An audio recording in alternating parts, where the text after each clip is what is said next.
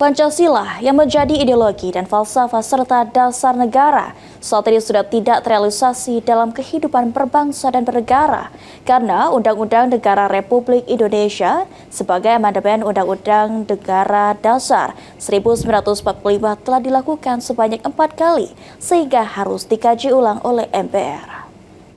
Perhatian sepertilah Indonesia itu. Karena kami akan viral supaya perhatian.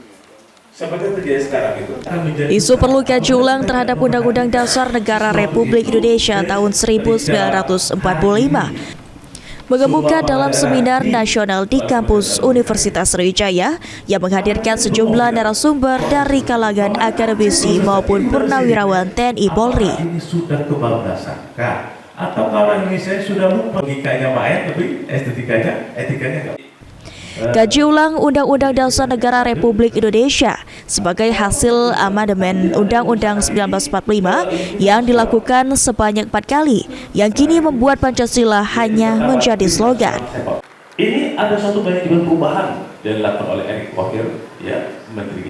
Sehingga dari hasil diskusi, Letjen Purnawirawan TNI Bambang Darmono bersama akademisi mendorong MPR perlu kaji ulang Undang-Undang Negara Republik Indonesia tahun 1945, baik pasal, bab maupun ayatnya.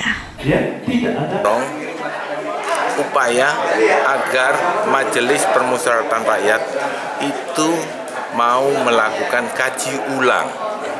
Kaji ulang itu ditujukan untuk mengkaji kembali Undang-Undang Dasar NRI 1945 itu. Baik babnya, pasalnya, maupun ayat-ayatnya. Bab, pasal, dan ayat yang tidak sesuai dengan nilai dan jiwa Pancasila ya harus dirubah, dikembalikan lagi. Karena kita ini negara yang berdasarkan Pancasila.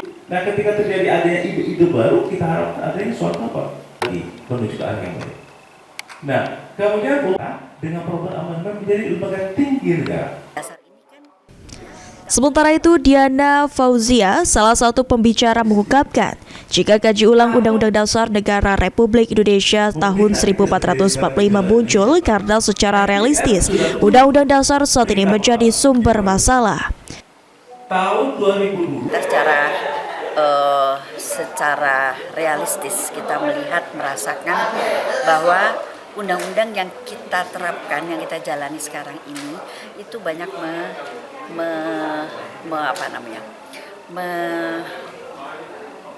menjadi sumber masalah atau menimbulkan permasalahan.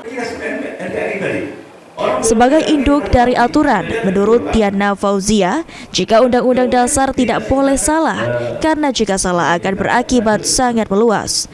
Tim Liputan, PAL TV.